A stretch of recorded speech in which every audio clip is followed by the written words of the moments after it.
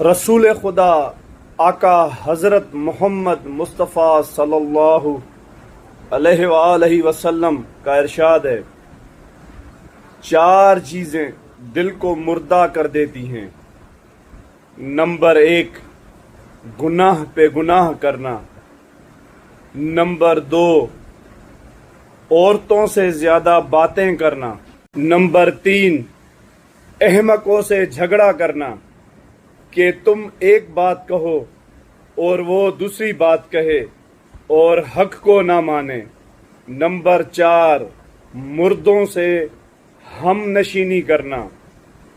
یہاں پر رسول خدا سے کسی شخص نے عرض کیا کہ یا رسول خدا صلی اللہ علیہ وآلہ وسلم، مردوں کا کیا مطلب ہے؟